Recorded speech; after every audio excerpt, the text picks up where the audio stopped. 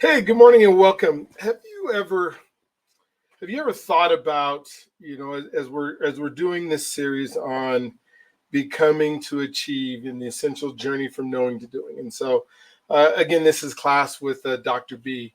And if I was teaching the class, I would start thinking about questions that I would ask. And the first question that I'm asking, have you ever thought about why some people can go and get a lesson, get the information, take that information, utilize it, transform it to themselves, and then become very successful as a result? And then we see other people who are sitting in the same class, listening to the same professor, getting the same information, taking that information, jumbling it all up, and as a result, don't do anything or fail at it. And what happens is the difference, I think, comes from not only just knowing the process or knowing the information, but having something within you that allows you to take that information, internalize it, I guess, talk about your own experiences that you have in your mind that have worked in the past, and then making it work for you. I can think about, a story, even in my own life where I had the knowledge to do stuff. I had seen it done many times before. My example I'll use of changing the oil, right, on a car, and had done changed the oil many, many times before with my dad. And I got my own car, and it was I remember the Dodge Colt. I went over to my uncle's house, and he said, "You can change your oil. You can use my stuff." I'm in college at this point. I don't have the access at the school to be able to do it. And so back in the day, and maybe they still have them today, they had these risers that you could drive up on, and then your car would be up high. It would go in these little stoops, and then you could take the screw off and you could drain the oil. And I can remember this process of him just saying, the stuff's out back in the garage. Just go ahead and take care of it. Make sure you put a piece of cardboard down so you can get all oil all over the driveway. And so I got out there, and the knowledge was in my head, but I had no clue on how to drive my car up on jack stands. And oh my gosh, the amount of times that I scooted up or went too slow, or the thing kicked way out. And, I finally, without ruining my car, got it up on the jack stands, went too far, and the car fell back down and had to start all over and bent up his jack stands. And then got up there and then didn't know how to take the plug out, right? And so you think of like the knowledge that I had, but I was stuck, even though I had the knowledge to do it, because I didn't know how to get it done and didn't have somebody that could walk me through. And when I think of a lot of entrepreneurs or a lot of people in this space that want to go from knowing to doing, have the book knowledge or have the head knowledge, but don't have the practical knowledge of how to get it done, which is in many cases more difficult once you're doing it. Another example, I remember when I worked at the grocery store, at the produce warehouse, and there was these things called pallet jacks. And driving around the store was just, I was bumping into walls. I was bumping into stuff. Even though I went through the class and got up on there, and then, I let it die and had to change the battery. By the time my evaluation period was over, I could fly all around the warehouse. I could drive a forklift. I could do all these things, because doing is so much different than just knowing. But when you put them together, you're okay and you're able to do it. And so, when I think of, the personal connection, and again, just want to welcome everybody here to, again, I'm Dr. B, and we're just talking about transforming our knowledge into action. And if you can think of a time that you felt stuck, that you, despite having the knowledge and what's needed to be done, and even having all the strategies and all the theories. And I think when I was watching I don't know if it was an old YouTube video or a video of all the times, not all the times, but a time that I went to, Tony Robbins. And I think that's just in my head right now, because it was a pivotal time when I was really trying to learn stuff. And I went down to this seminar, and I'm sitting in the room, and you're clapping like Tony claps, and you're excited, and you get the energy, and you get done with that, and then you buy one of the programs. And so you got all the knowledge, right? Because I went through a 3-day seminar. So now I'm going to take over the world. I'm going to be the best that I can be. I had a coach who was telling me, if you knew you could not succeed, what action would you take right now? And so I knew I couldn't fail. No, if you knew you couldn't fail, what action would you take right now if you knew you couldn't fail? I'm sorry about that. And so, I got that written on my note card, and I walk up and I talk to somebody, immediate failure. Then I realized that that it wasn't I could not fail. I'm failing and it's not working, and I want to give up because this isn't like it was when I was excited and I was motivated and I was inspired. And I just spent all this money, the last amount of money that I had, I'm going to go to the seminar and the world's going to be a different place. And I see that so many times. Fortunately, it was enough not to give up. But I see that so many times in people who will spend money on programs and do stuff. And so what I was saying is this weekend I was watching, looking at Tony Robbins and Dean, they're doing their thing, and they have this business program. The business program was, I believe it's like $999, $1,000, an incredible program. And it's going to change lives of many people, I'm sure. But I'm thinking about all the people, the million people online watching it. Maybe 10% of those actually buy the program. So you got 100,000 people buying the program, at $1,000 or whatever it is. And then how many of that 100,000 are actually going to make it work because they haven't become the person that they need to become in order to do the thing that they want to do.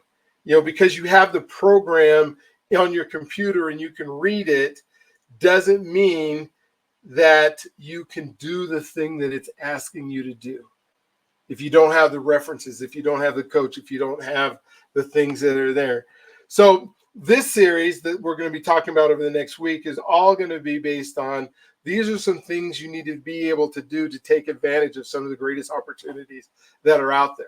The reason that people are succeeding at those things is because they are set up, they are poised, they are in a position where they've done enough and have enough experiences that will allow them to take advantage of the programs. The tens of thousands of dollars that I have spent on programs that I just know are going to take me those ones that are going to make you rich quick, or, I saw one the other day, and I'm the type of person, and you may be the type of person too, that I want to try everything. I get excited. I'm a salesman's best buyer because, as I've done sales and I have feelings for them, that everything that I do is going to work. Everything that I'm going to put my mind to is going to work just by getting the book. The problem is, being a special ed kid and reading, I don't do well at taking the material that I've read and then turning it into an actionable item that I can do. Because whoever wrote the book, when they wrote the book, had different experiences, right? They had different ways of knowing the backstory information in order to be able to do the thing. And so, one of the stories that I can think of is, when I was a professor at, the Cal State San Bernardino or something like that, I had a friend that was a professor as well when he was a professor in business, right? And so he would tell the students, this is what you got to go do. This is what you need to do. Here are the steps, the MBA stuff that he got from the books. And then students would come back and say, it's not working. Or we tried this trial thing. I can remember when eBay was coming out and we were doing this thing with eBay and trying to make, you're going to make millions in eBay. And he's teaching the students how to make millions in eBay. And then we started the conversation of how much millions or how much money have you made in eBay? Because the students are saying, what you're asking me to do isn't working. When we came down to it, so, he's saying, I don't know why it's not working. It says that I ran through this program and do this. And what I found out is he had never made any money in eBay. He was talking out of theory and knowledge, but not out of doing. And I said, probably before you teach this class again, it's going to be super important that you go out on eBay and you do some of the things you're asking to do so you'll know why it doesn't work. So you'll have the knowledge from experience to be able to show that this is how you're going to do it. And so, you think of like the goals because he never took action. He never did it. he's a brilliant scholar and has got the education, but so much of our time when we're trying to do stuff, we don't have the ability to do that. And so when we think about knowing, what is knowing? Well, one of the definitions that I looked at all the time is knowing refers to the accumulation of knowledge, strategy, and skills. It's about understanding all the theories, all the principles that you can follow to lead to success, right? That's what's knowing, is having the knowledge up in your head, being able to take those words and to be able to regurgitate them and then be able to talk about them.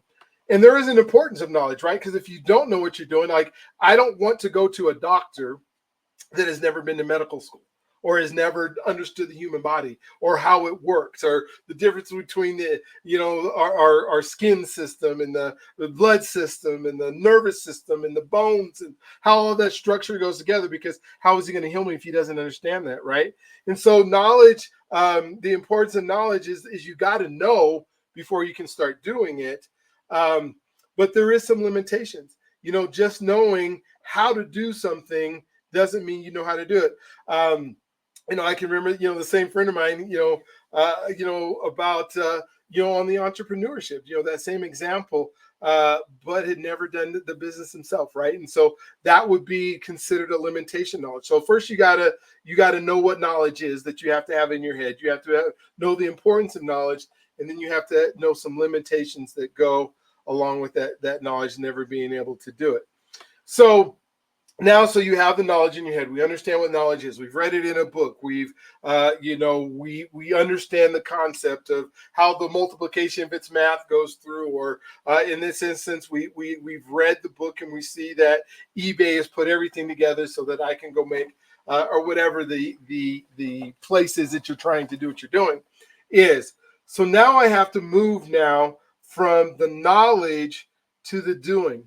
And I think a lot of people don't see that there's a transition that needs to go in there, or a transition that needs to happen that can take a long amount of time, or it can take a short amount of time. The difference between the long amount of time and the short amount of time is all based on the experiences that you've had before.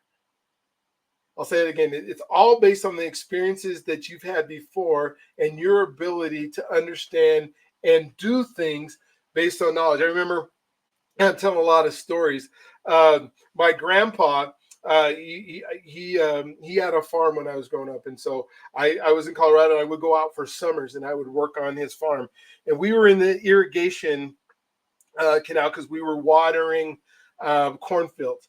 And so there's an irrigation canal that goes through, and then he had all these pipes. There was these pipes that were there that we would be able to get water from the irrigation canal, this little irrigation ditch that he did, and then we would make it so it would go into the cornfield so the corn could grow.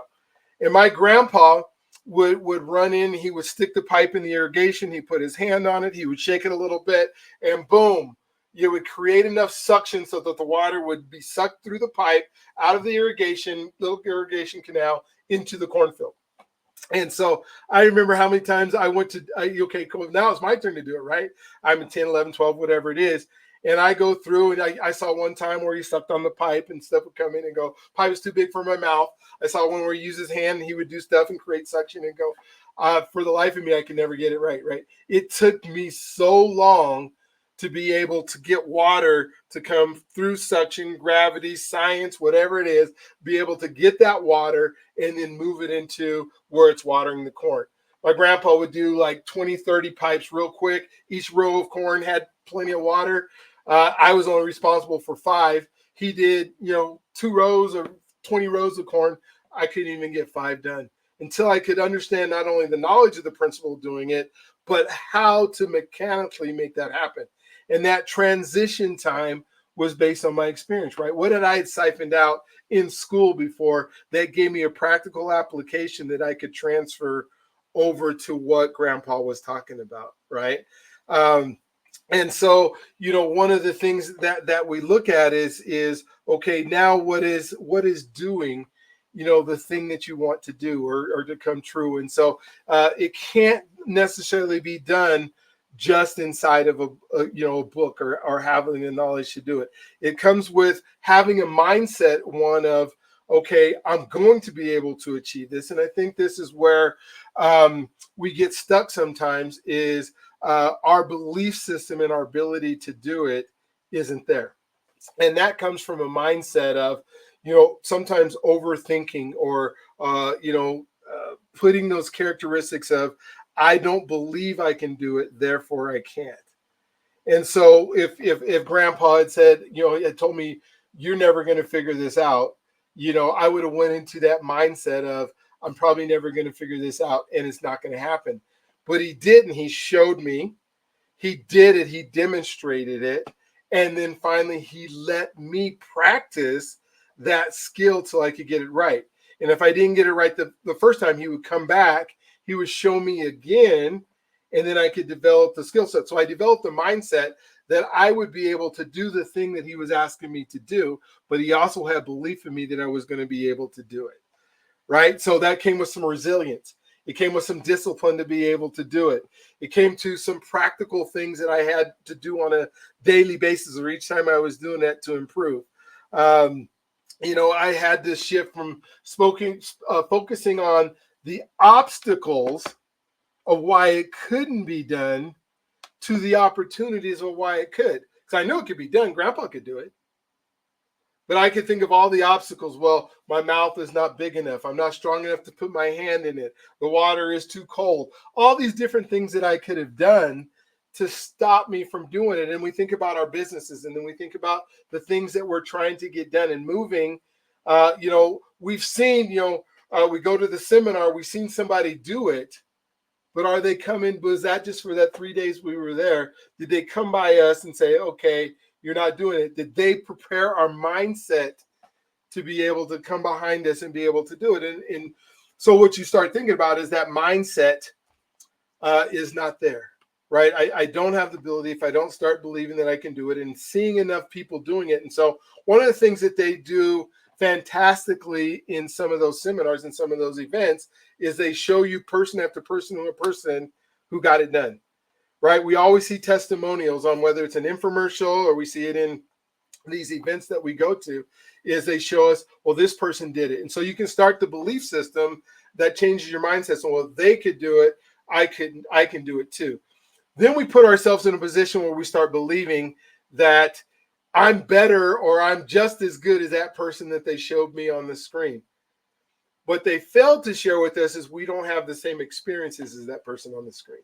And so since we don't have their same experiences, we won't have the same pathway. And so I'm not saying it can't be done. I'm just saying if you think that you can duplicate it in the same pathway, then you got to go back and share the same experiences that they had before in order to be able to do the thing that you're trying to do. So realizing that transition phase is you have to create the experiences, those experiences that work for you in making it done. And my friend, sometimes that just takes time. It takes time for you to be able to go from that person who is wanting to get the thing done to getting the thing done, even though you've seen somebody else who's done it before, whatever it is. In the case of my grandpa and our pipes, right? We start thinking of, he saw me, I saw somebody do it, I knew I could do it, but I didn't have those transitional experiences to be able to do it. So we think about our careers, right? And being able to apply the knowledge. And, you think of like a middle manager that has all the theories of leadership, but wasn't implementing them, or describe how they started applying and, and taking something, how you took something small and consistent actions in order to do the thing. Now we transition to something that you're really good at. And I want you to think back to how did you become really good at it? How did you become the expert at it? I think, back in my athletic days when I'm hurdling, how did I become a great hurdler? Part of it was talent and the thing that God gave me, but the other part was doing it over and over and over. And they have this saying that perfect practice makes perfect results, right? But you have to be able to do the thing badly before you can practice perfectly, right? And so that even doing it badly a whole bunch of times If you just practice badly, it's going to continue to be badly. So you have to have somebody, a coach or somebody in the message in the middle of it, to start showing you how to do it correctly. Because if you just continue to work on something incorrectly, have you ever seen somebody who tries to calculate something and has the wrong way of calculating? It doesn't matter how many times they calculate it; it's going to come out wrong if they're calculating it wrong, right? So you have to have somebody in your life or somebody in your sphere, whether they've done it before, that can show you the process of getting it done correctly, and then you start practicing it correctly. Then you practice it thousands of times correctly, and then you get to that 10,000 hours that Michael Jordan or Peyton Manning talk about in order to become that expert in doing it, and then you know how to do it. Right? You don't stand up the first time, and so it's a perseverance exercise. This thing that you have to do over and over and consistently, and apply the right actions and take the leading. And so I guess what I'm saying is I don't want you to continue to buy programs that have step-by-step guides in it if you're not prepared to take advantage of what it's going to take to be able to do it. When you start to think about taking action, and the action that you're planning on taking, you got to make sure that you're taking correct action. And so just buying a program or spending money into something without having the ability to have somebody support you, to coach you, to walk you through, to look at your mistakes, because your experiences aren't that of somebody else, and to redo it, then you're just going to be sad. You're going to be you're going to give up. You're going to quit trying because it's just not there. We're in a time in our lives now where coaching is super important. I have a coaching program. Other people have coaching programs. But what I would say, if you don't have a coach, if you don't have somebody who's gone before you, even if they're just a chapter ahead of you in the process, at least they can show you how to do the thing that they did in order to get the results that they got based on the experiences they have. And some of those experiences have to be duplicated and be moved around. And then what motivated them, what inspired them to continue to move on, what allowed them to come on. I think of this whole overthinking thing, and what stops you from thinking you can't do it, because you're thinking of all the obstacles that are put into your way that you're trying to control, that may or may not have ever happened. So, yes, you have to have the resources. Yes, you have to have the knowledge. Yes, you have to be able to apply the knowledge. Yes, you have to be able to start working on doing the thing that you want to do and not pretending. So for me, in my examples, I had to drive up on the racks in order to change the oil. And I had to take several times to be able to do it without ruining the car. And sometimes you mess up the car, right? And yes, I had to do it over and over and over again to be a good hurdler. And yes, in order to do the irrigation ditch, I had to be able to watch, learn, and do in order to be able to do that. And so as we go through this series, I'm going to really give you some practical measures and things in this class that are going to help you think about that transition period. Because I want you to be able to do the thing that you're going to do, but how do I prepare your mindset? How do I prepare your abilities? How do I prepare your experiences in order to be able to do those things? And so I hope you stick with me. I hope you tune in each week. I hope we get to talk about some of the things. I'm going to start talking about showing up as trust, and being able to trust the people who are telling you. What does it take to be able to trust the people who are telling you what they're telling you, so that you can believe in the solution and be able to get there? That's a big part of the value. I think of the 5 pillars of trust, and are you healthy enough to do it? And the finances. Oh, we got to talk about finances and where you can spend your money and where you shouldn't be able to spend your money to be able to do that. We're going to talk about your identity, who did you believe that you are, and how do we shape the identity that you have in order to be able to do the things that you want to do. Because if you don't believe you're the person who can do it, I promise you're not going to be able to do it. And if you do it, you're not going to do it well. And if you're not going to do it well, it's going to be something you're probably going to give up on. So through the process of having these conversations and talking, hey, we are going to have some fun, and I'm going to give you some very practical what you can do things. But we needed to get through the foundation of understanding. And so I hope you guys have a wonderful, incredible, awesome day today. Don't forget, you are God's greatest gift, and he loves you if you allow him to. Have a blessed, wonderful, just incredible day today, and we will see you next week.